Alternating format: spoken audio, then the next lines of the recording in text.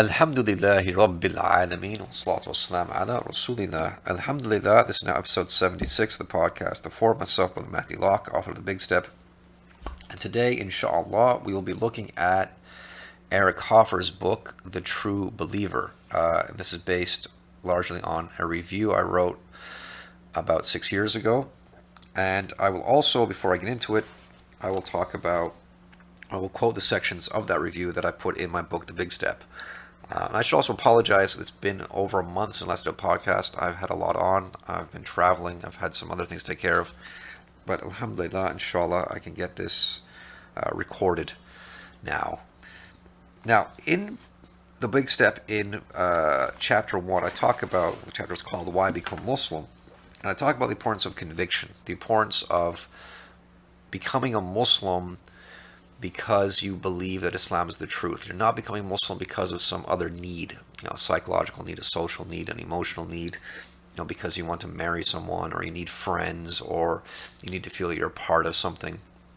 The important thing is conviction, because when you become Muslim because of conviction, you're not going to be affected by, or you're not even going to be concerned by any detrimental effects of you becoming Muslim. So you're not going to be bothered by the fact that you lose friends or family members cut you off or employment opportunities get affected in any way or shape or form. You were looking for the truth, you found the truth, and therefore you are content and you're satisfied. So on page 11 of The Big Step, I said, when one's main motive for becoming a Muslim is conviction will be the main motive for every decision made thereafter. Are you going to be an Orthodox Muslim, i.e. a Sunni, or are you going to join one of the cults? If you choose the former, you will then choose one of the four legal schools based on what you think is best for you. You won't change it depending on where you are or who you're with because you want to fit in and feel comfortable, right? So once you choose a madhab, it's because of conviction as well, right? Whether you want to be a Maliki or a Shafi or a Hanbali, you choose that method because you're convinced of it and you stick with it. You won't change it because you're surrounded by other Malikis or you're surrounded by Hanafis and you think, well, I want to fit in. No, it's conviction. Fitting in and feeling comfortable was not your motive for becoming Muslim in the first place. The presence of conviction or the lack thereof will also be visible in what spiritual path you join. For example, a Sufi tariqah, or if you join one at all. To further understand this phenomenon, and especially in the Anglosphere, I would highly recommend the book, The True Believer, Thoughts on the Nature of Mass Movements by Eric Hoffer. The main thesis is that people join movements, religions, political parties, political activist organizations, spiritual brotherhoods, etc., because they fear an autonomous existence. In other words, these people are scared or do not have the confidence to live their lives on their own terms and to tell themselves what to do. They would much prefer to delegate that authority, or indeed responsibility, because that's actually what it is, to someone else. Therefore, as Hoffer stresses, these people couldn't care less about the doctrines of the movement or group they belong to. What matters to them is that they belong to something.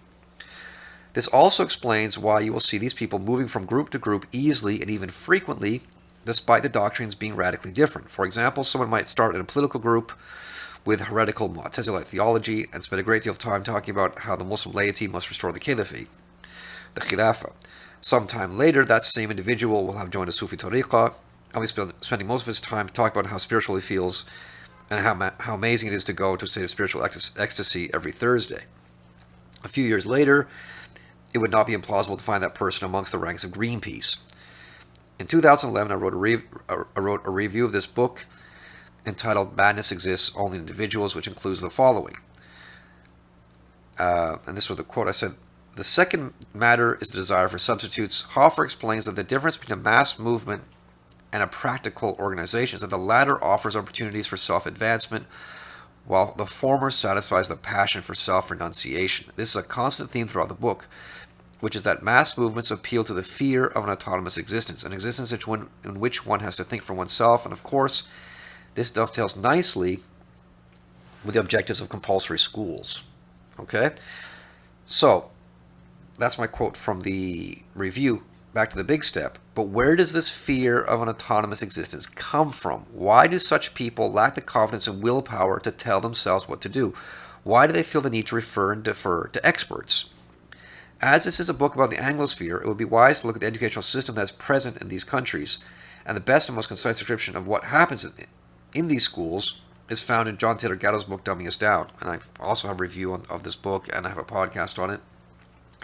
Gatto focuses less on the subject material that is taught in schools and more on the structures and methods that are employed, such as students being classified into age groups, classes starting and ending with bells, students being made to rely on their teachers for emotional and intellectual validation, and so forth. So I won't continue from there, but I'm trying to get these books together. I'm trying to paint a picture here, whereas if you read Dumbing Us Down, and then you look at this review as well, and you read the book, The True Believer, and you can also look at the last podcast I did about civilization, and the review of Imam al-Bulti's book, or the discussion of the summary of Imam al-Bulti's book, The Approach to Human Civilization in the Quran, about, you look at all of this, and it's all about taking away individualism from people. It's about people being dependent on others and not being able to forge their own path in life, but instead referring to other people and just copying other people and just repeating what you've been told to say, right? Whether it's by the cult leader that you're under, whether it's the mainstream media, whether it's what your school teachers taught you, there's no individualism. That is being destroyed. So let's jump into the review. So I wrote this. This is November 2013. The full title of the book is The True Believer: Thoughts on the Nature of Mass Movements by Eric Hoffer, and I got it from, this is Harper Perennial 2010, published in New York. The blurb is as follows. A stevedore on the San Francisco docks in the 1940s, Eric Hoffer wrote philosophical treatises in his spare time while living in the railroad yards. The True Believer, the first and most famous of his books, became a bestseller when President Eisenhower cited it during one of the earliest televised press conferences. Completely relevant and essential to understanding the world today, The True Believer is a visionary, proactive look into the mind of the fanatic and a penetrating study of how an individual becomes one. And then there's a description of the author. The author was Eric Hoffer.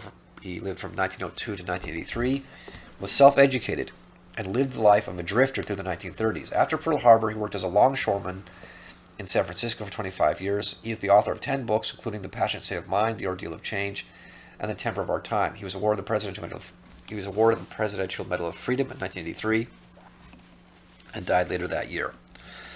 So let's go into this review, and we'll see why I chose to write about this book and why I quoted it in The Big Step. Let's begin. This book first came to my attention in 2010 after the failed IPC summit on climate change in Copenhagen in December 2009, followed by the Climate Gate, this is in quotation marks, emails of the preceding months, had all of a sudden cast doubt on what was arguably the most significant mass movement of the age. Okay, so this is how the book came to my attention. I remember this in 2009. These Climate Gate emails came out. I remember it was James Delingpole, who was at the Telegraph at the time. He's now at Breitbart. He did a lot of good investigative journalism at the time when this stuff came out, because emails that were conducted by people like Michael Mann, written by people like Michael Mann and other climate change scientists, where they had said stuff like hide the decline. They were basically fudging the numbers. They were fudging the data and trying to make it look like global warming was a lot worse than it actually was. They were trying to make it look like the world was heating up at some alarming rate, when the actual data showed that was not true. And you can look into this separately, but this is what brought the book to my attention. The scare was not quite what it had been hyped up to be, but certain people, even to this day, I'm guessing I'm writing this a few years later, still cling doggedly to the belief that the world is warming up and mankind is primarily to blame, especially through our emission of carbon dioxide. Back in 2010, I noticed that such people were being labeled as true believers, and the purport was that such people's faith never wavered in the slightest, regardless of the ever-emerging cracks or even overwhelming evidence that what they had called for and advocated no longer held up under scrutiny. For further details, one had to read Eric Hoffer's book, which was first published in 1951. In previous blog posts, it has been pointed out that truth is not something that everyone is sincerely seeking, and the proof is that the majority of humanity lives and dies upon other than Islam. And this is and I'm linked here to my podcast, not my podcast, but the actual original blog post called Epistemology and the Nature of Reality, because it's also important to understand this thing that not everyone is looking for the truth. That's an assumption that people make, that every human being is sincerely looking for the truth. No, human beings by and large are looking for comfort. They're looking for whatever makes them happy. They're not really concerned about the truth.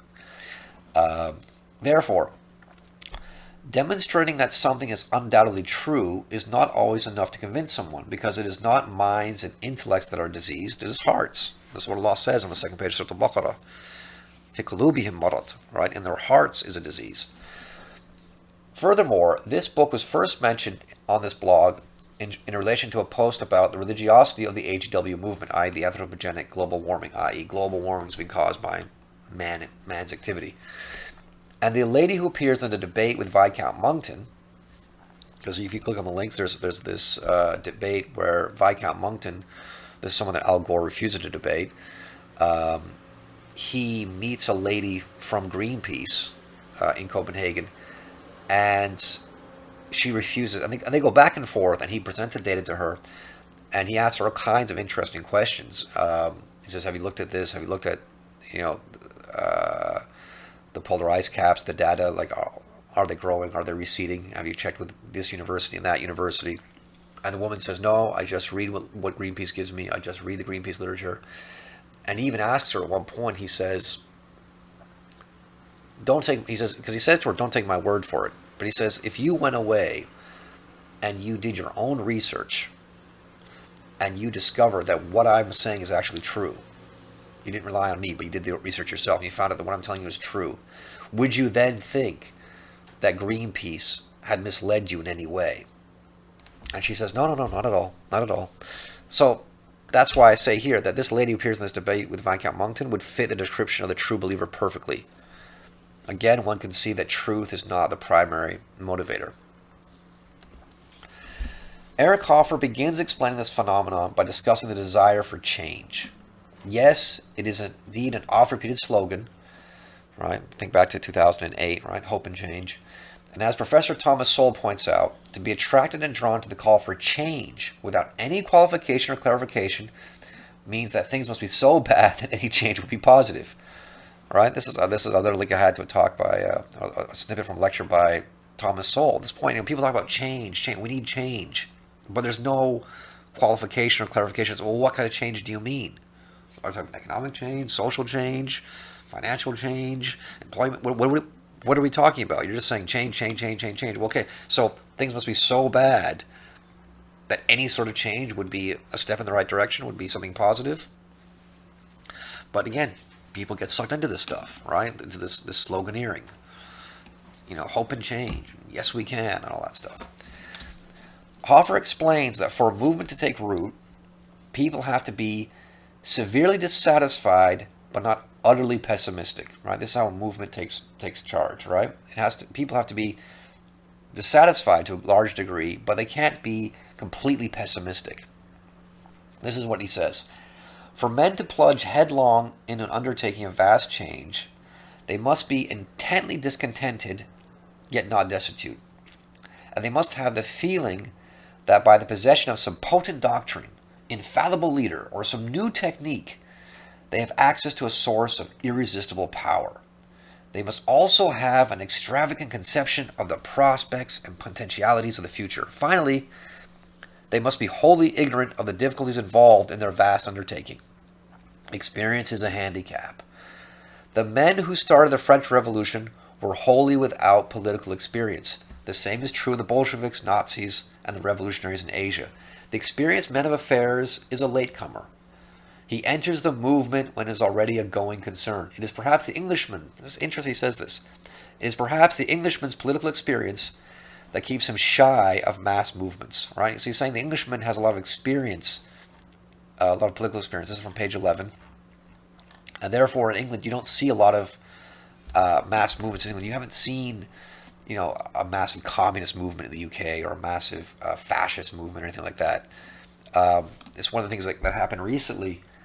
With the election a couple of months back. I mean, Daniel Hannan made this point. He said, the UK has never been ruled by communist government, and it just doesn't happen. People thought it might happen. They thought the Labour, which was effectively run by communists, in many ways still is, they thought that they might get into power and so forth. But no, that was just not. This is not the way the English work. It's not the way they think. And there's a lesson to take there.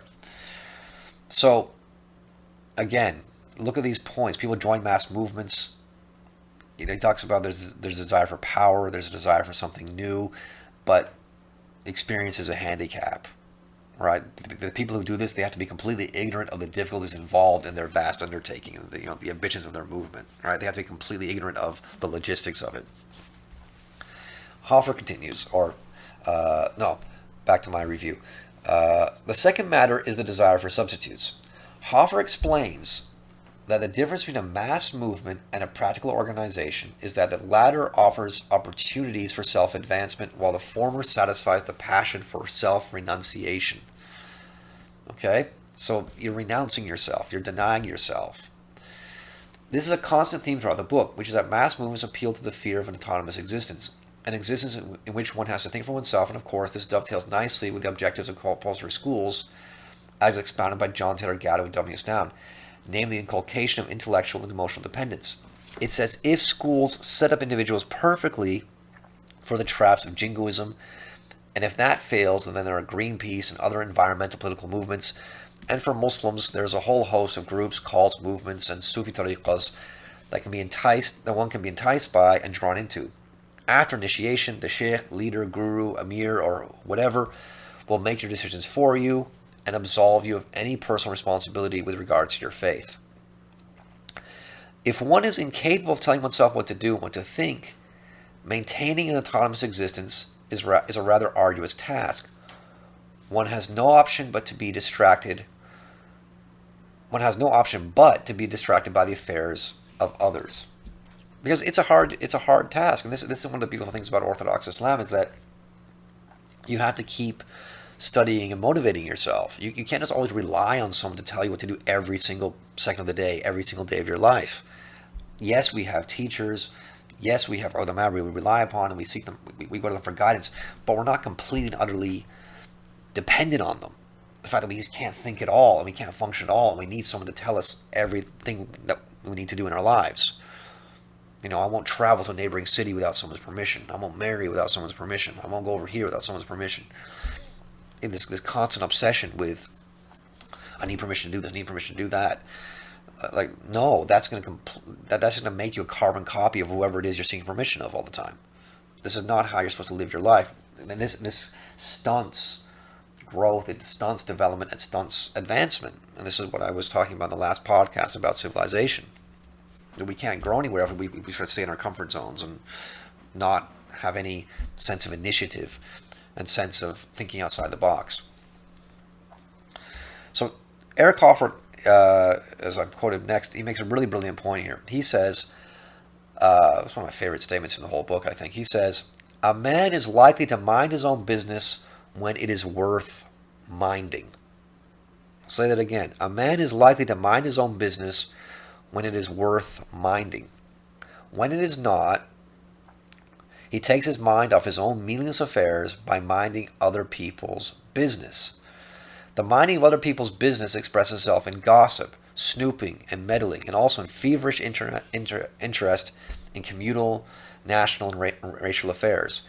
In running away from ourselves, we either fall on our neighbor's throat, we either fall on our neighbor's shoulder, or fly at his throat. Right? So this is what happens when you don't have enough meaning in your own life.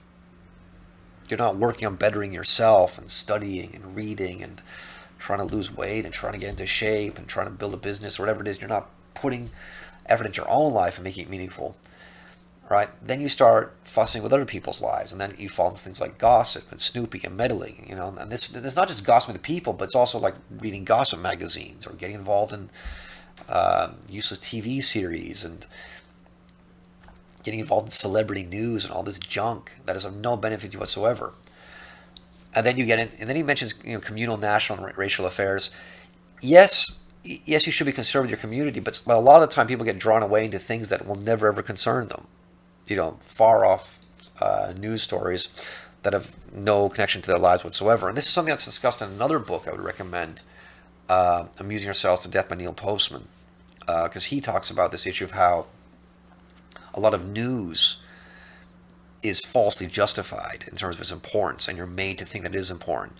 And he talks about how what photography did. You put pictures in newspapers, and you put a caption beneath the picture, and instead of just an article, instead of someone telling you about, instead of you reading an article about some story in a far off continent that you would probably skip over and not paying attention to, there's now a picture, right? So it says, oh look, there's a picture of this event, there's a picture of this creature, there's a picture of this building, whatever it is. I think, oh, okay, now I have to read it.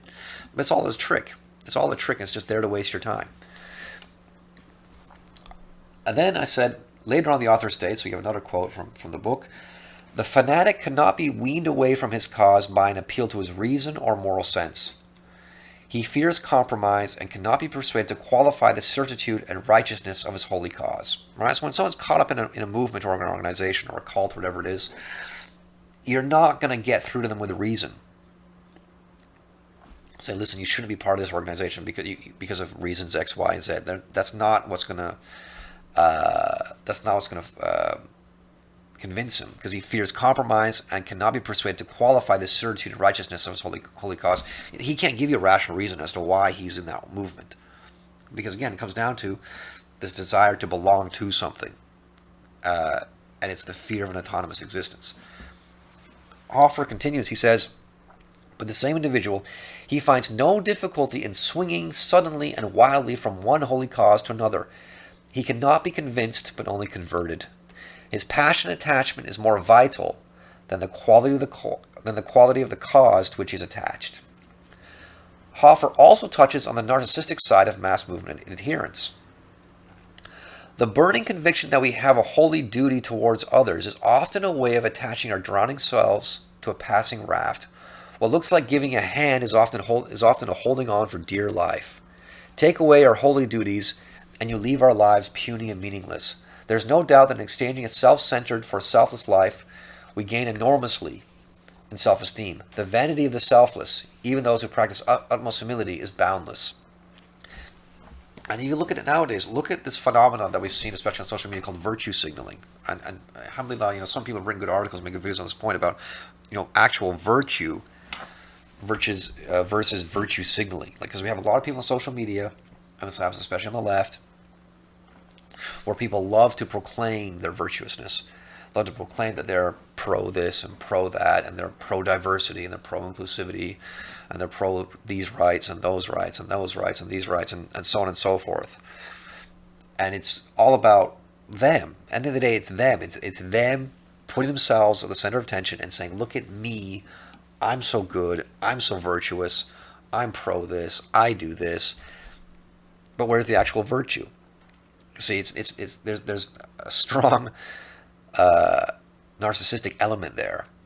It's not about virtue. It's about virtue signaling, and it's about making themselves the center of attention. As Ludwig von Mises points out in his book Bureaucracy, this is another book I read at that time, it is those who have nothing to offer their fellow men by way of goods or services that inevitably seek to control them. And this is, again, something about the kind of people end up working in government and getting jobs in government. These are people who, they have nothing to offer their fellow men. They don't have a good or service to offer people that people would voluntarily pay for. It's these people that seek to control them. The mass movement, especially a political one, grants an opportunity to useless people. It grants an opportunity to useless people to feel special and important. And this is the major flaw of the democratic system. Again, this is my own quote from the review. This is not Eric Hoffer.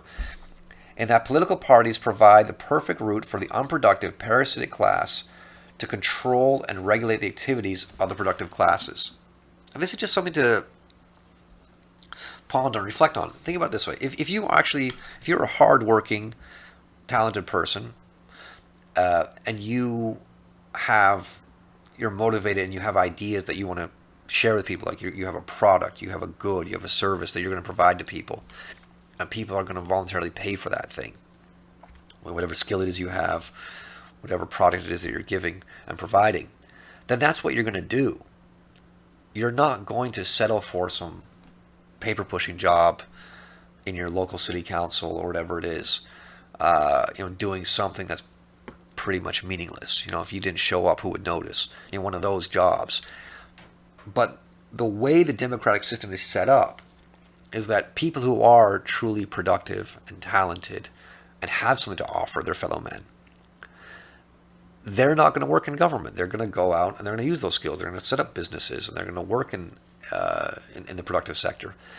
But what that means is the people who do not have great ideas, do not have that, what's the word? They don't have that sort of, that motivation and that dedication to actually providing something and working hard. They don't have any creativity for that, for the most part.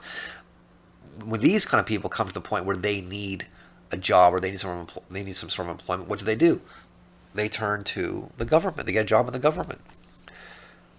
And the fact that they don't have a lot to offer, this is my theory, the fact that they don't actually have a lot to offer their fellow human beings makes them feel insecure.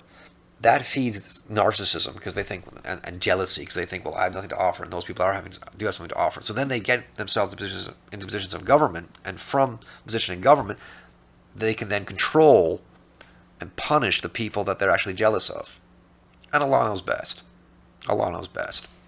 But this is what I wrote here. Hoffer discusses this further on in the book. He says, the successful businessman is often a failure as a communal leader because his mind is attuned to the things that are, and his heart set on that which can be accomplished in our time. Right? So, in other words, a businessman is practical. He's practical minded. Failure in the management of practical affairs seems to be a qualification for success in the management of public affairs, and is perhaps fortunate that some proud natures, when suffering defeat in their practical world, do not feel crushed, but are suddenly fired with the apparently absurd conviction that they are eminently competent to direct the fortunes of the community and the nation. Right? So this is, again, you sometimes have people who they're unsuccessful in the private sector, that they can't set up a business, they can't run anything, they can't set up anything up, they can't really hold down a job, but then they believe that they would be absolutely perfect as a mayor or a councillor or a senator or an MP or a prime minister or a president or whatever it is. Hoffer concludes part 1 by discussing the interchangeability of mass movements, in that someone who is ripe for one movement will be ripe for any movement, as it is not the doctrines of a given movement that matters, but the sense of belonging to something. Part 2 then mentions the kinds of people who become fanatics, namely the poor. That's number 1, the poor. 2, misfits. 3, outcasts. 4, minorities. See, it's amazing. This is 1951, he says minorities. And you think about it, like, if you think about it this way, who do the left prey on, right? Whether it's the Democrats in the U.S. or the Labour Party in the U.K., who do they look for? Minorities, right? Whether it's Muslims, Jews, blacks, homosexuals, transgendered, whatever. It's minorities they look for as their pet pawns. Number 5, adolescent youth. 6, the ambitious.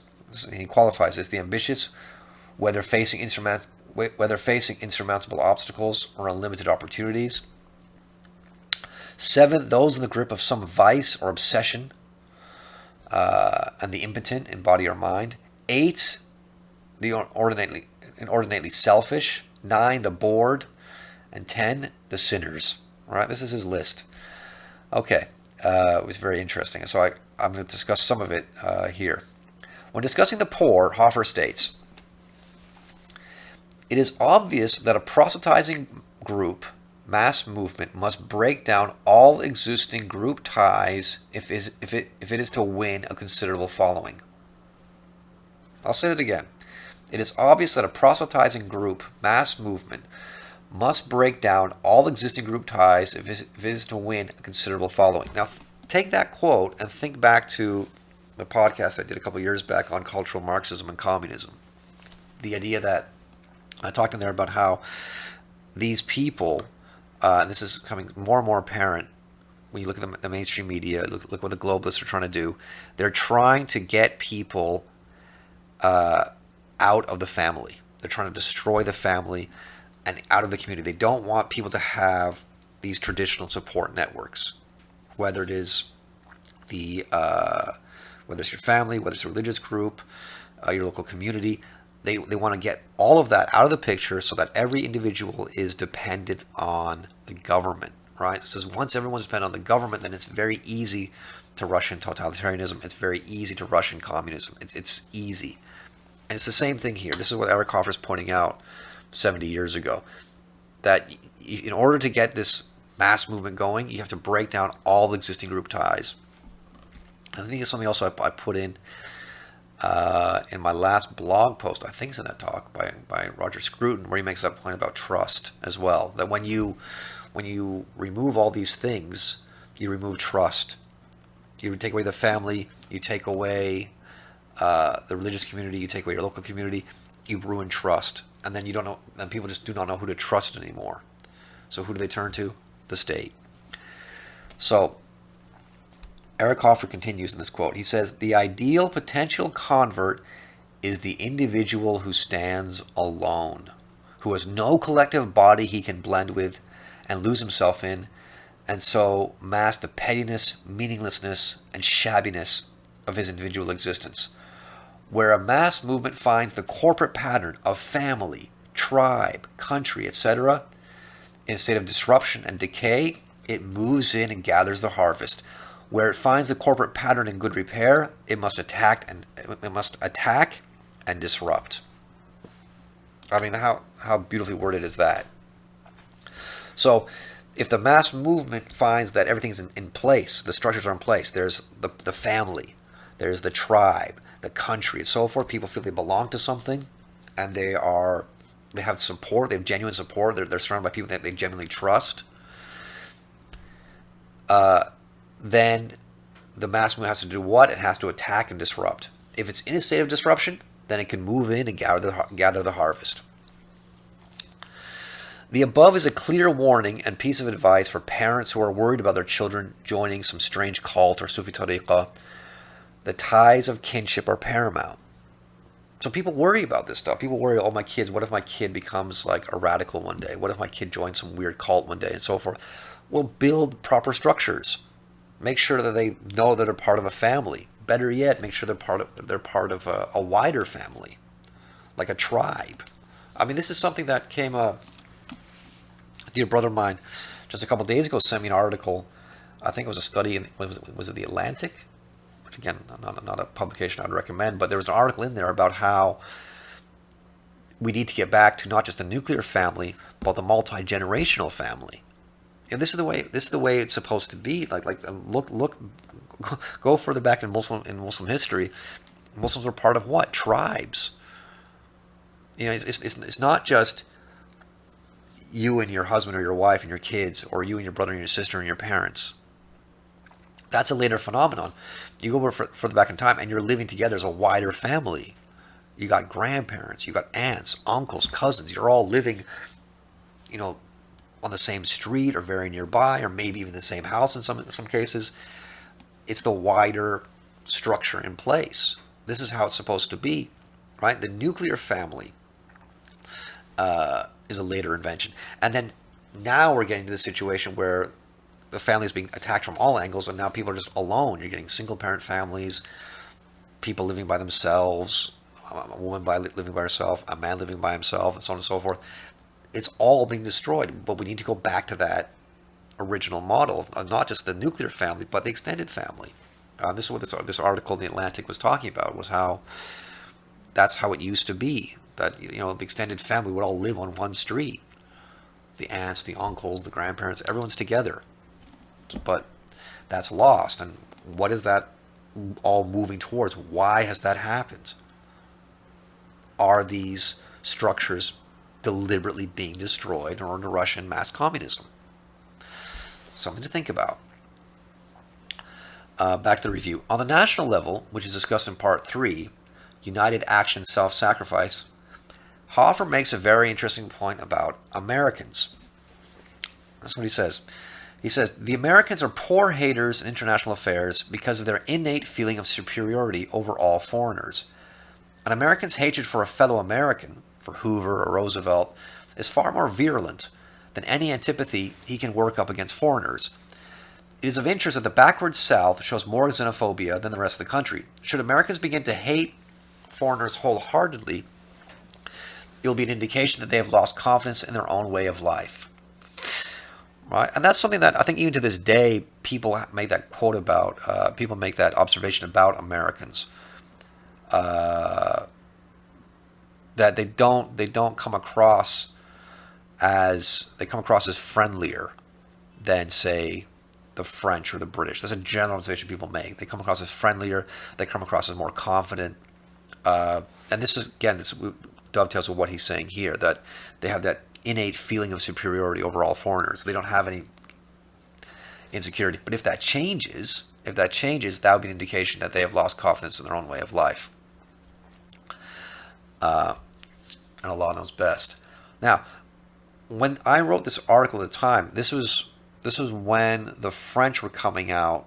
The French government was trying to ban religious symbols in their territory and in their jurisdiction, such as the niqab and so on and so forth. So I wrote the following. I said, the last line is most pertinent indeed, as it can be linked to the cultural insecurities currently being suffered by the French and other European nations, made patently manifest by laws against religious symbols, and especially Islamic symbols such as the headscarf and niqab. What this obviously means is that the French and other European nations are feeling insecure and doubtful about the supposed superiority of their culture and civilization. And I put here a quote as Mises says, Ludwig von Mises in his book. He said, the socialists of Eastern Germany, the self-styled German Democratic Republic, spectacularly admitted the bankruptcy of their Marxian dreams, or their Marxist dreams, when they built a wall to prevent their comrades from fleeing into the non-socialist part of Germany. Right? So that point, that's a self-defeating. It's an admission of self-defeat when you do this. Right? So when the communists built the Berlin Wall, the question being asked, wait a second, I thought you were building a workers' paradise. If you're building a workers' paradise, why are you building a wall to keep people in? Like, aren't you admitting? Aren't you now admitting that the system you created is so horrible and painful and destitute that people are actually trying to flee and you're trying to keep them in? And it's the same thing here. So, like, why would the French do this, right? So I put, as I wrote back in the review, I said this: when Moroccans and Algerian immigrants arrived in France several decades ago, any adherence to their home culture was tolerated because of the very fact that they were immigrants, right? So Moroccans and Algerians migrating to France, whether this is the 1960s, 70s, or whatever, right? And they still have a lot of cultural baggage with them, right? They're very much Islamic or whatever it is, and they have their customs and traditions and their ways of doing things. That's tolerated because they're immigrants, right? They migrated to France when they were in their 30s, their 40s, or whatever it is. That's fine. But their children, on the other hand, were expected to blend seamlessly into French culture. For after being born and raised in France, attending French schools, and being exposed completely to French culture, how could they possibly be anything but French? How could they be just as religious as their parents, or even more so? Yet this is exactly what has happened. You see, and so when the French did that, when the French started fighting back and saying, "No, we got to ban the niqab, we got to ban religious symbols," what are they doing? Like the communists, they're admitting, like the communists in Germany, they're admitting that they failed. They're admitting that something's wrong. Because how is it that someone? Because if they hold this belief that French civilization is so amazing and so wonderful and everyone wants to be a part of it. Wait a sec, we've got people who've experienced all of it. They were born here, they were raised here, they went to the schools, they went to the universities, they were completely exposed to our pop culture and to our media and to everything we have to offer, and they're rejecting it. Oh, God, clamp down on that. Could it be, they don't want to admit, could it be that maybe there's something missing in our culture? Maybe there's something our culture does not offer. Maybe secularism is a bit empty. Maybe. So, another interesting point, back to the review. Another interesting point to draw from this is the arrogance that the French and others exude with regard to their culture and civilization, which is the assumption and expectation that mere exposure to the culture and civilization will make a person a devoted adherent. Right? You just have this assumption that, well, if someone's exposed to French culture, of course they'll embrace it. Why not? For Muslims, no. Muslims, on the other hand, acknowledge that their faith will be rejected and that apostasy from it is a reality. See, Surah Al-Ma'idah as one example, where Allah talks about that. Whoever apostates from his religion. Allah talks about this. Apostasy is a reality. We know that people will reject Islam when it's presented to them. We know that people who are raised in Islam or embrace Islam will also reject it. There are people who will reject Islam. We don't have this arrogant assumption that merely being exposed to Islam or knowing about Islam or living in a Muslim country, that will just make someone a devoted, committed believer. This is complete nonsense. It's a complete fantasy. This has no basis in reality. To continue, thus, while seeing someone reject the faith or desert it may be cause of sadness, it's sadness. It's a sad thing to see. It is not a cause of insecurity or doubt, because Allah and His Messenger, sallallahu alaihi wasallam, have told us several times that this happens and will continue to happen. Therefore, the very occurrence of rejection and apostasy should strengthen our faith, if anything, because it is a confirmation of what is found in the Revelation. This is then linked to proselytizing. A new Muslim from Europe or North America will inevitably experience inquisitiveness, often leading to mockery from family and friends. Okay, so this is especially for new Muslims. You become a Muslim in the West, in the Anglosphere, your family and friends, they probably will ask funny questions and they probably will mock you, right? But their uneasiness at your conversion is far greater. Their uneasiness is far greater than your uneasiness about them not readily embracing Islam. Again, doubt creeps in regarding their culture and civilization. How can someone just like them reject it? So, if you're someone, so let's say you converted to Islam, right? You grew up in England or Canada or America or somewhere in the Anglosphere or Europe, and you went through the exact same school system that your brothers and sisters went through. You were exposed to all the exact same stuff, all the same TV shows, and all the same movies, and all the same cultural gimmicks and whatever it is. And at the end of it, you said, no, I'll be Muslim. I'm not interested in this, I'll be Muslim. The fact that they don't follow you into Islam, that doesn't trouble you or disturb you, because you know Islam's the truth. You understand that apostasy is a real thing, rejection is a real thing. You only have to read the Quran to see the examples of this. Prophets are not welcomed with open arms when they preach their messages. Right, this is obvious. But your family are going to be disturbed. They're going to be disturbed because they're thinking, wait a second. I don't understand how this happened. You know, I put my son or my daughter through this school system, and I expose them to these books and these movies and these TV shows and this whole aspect of American, British, European culture, whatever it is, and they rejected it. How could someone just like me reject it, right? And the same questions be asked by the brothers and the sisters and so on and so forth. It's the doubt, it's the insecurity, and that's what pushes them to ask silly questions and to mock and so on and so forth, because it's really, really disturbing for them. How can someone have the same childhood as me, but just reject this? Is there something that I'm supposed to be doing? Because again, people look for comfort. People have desires. They have shahawat. They have ahwa. They have stuff that their nafs wants.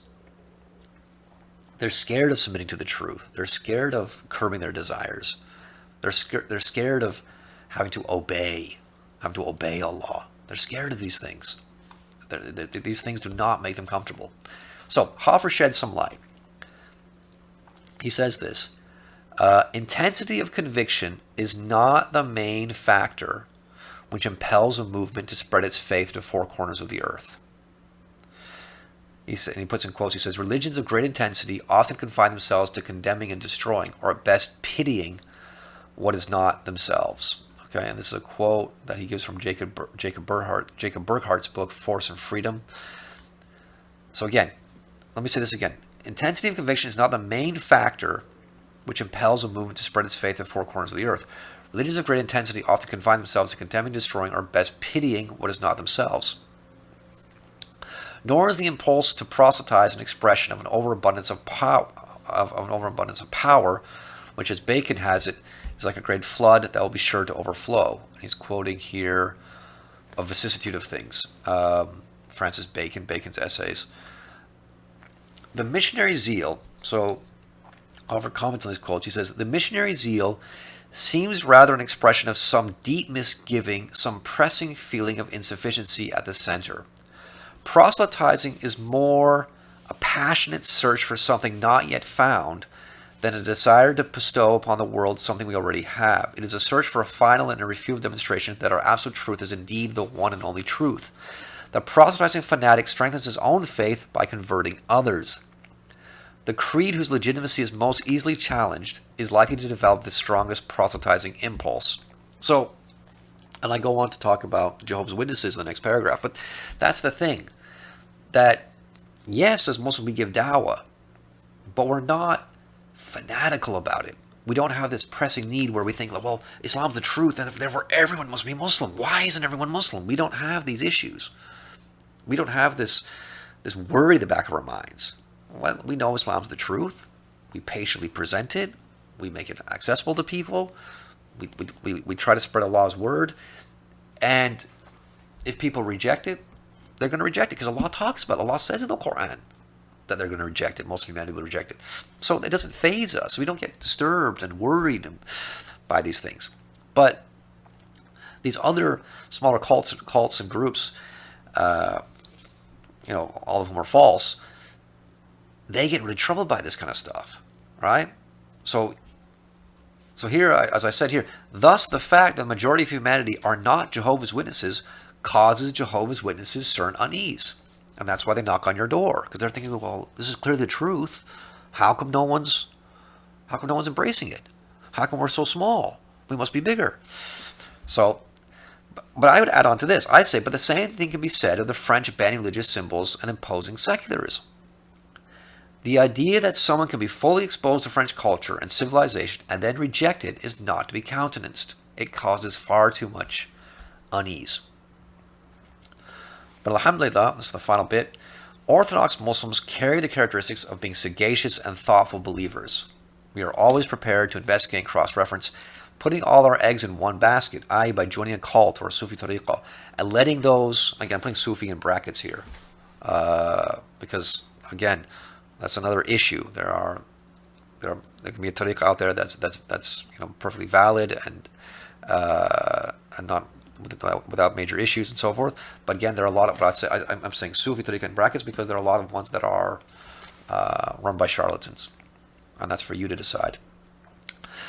By joining a cult or Sufi tariqah and letting those in charge make all our decisions is not our way. Furthermore, we do not allow ourselves to be disturbed when our faith is rejected or deserted. Rather, it is an affirmation of what Allah has already told us, and Allah has already decreed who will be saved and who won't. And thus we do not need to rush and be anxious when inviting others to Islam. And that's another thing, and there's a link to an article there, but that's another thing that we have, or some Muslims have this issue where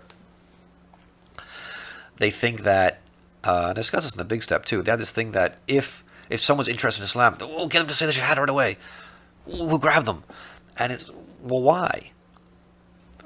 If this person said Bala, and they meant it, they said, indeed, Allah, you are our Lord, and he meant it, and we're referring to Surah Al-Araf, 172 here, then that person will become a Muslim and be saved. Like, why are we rushing them?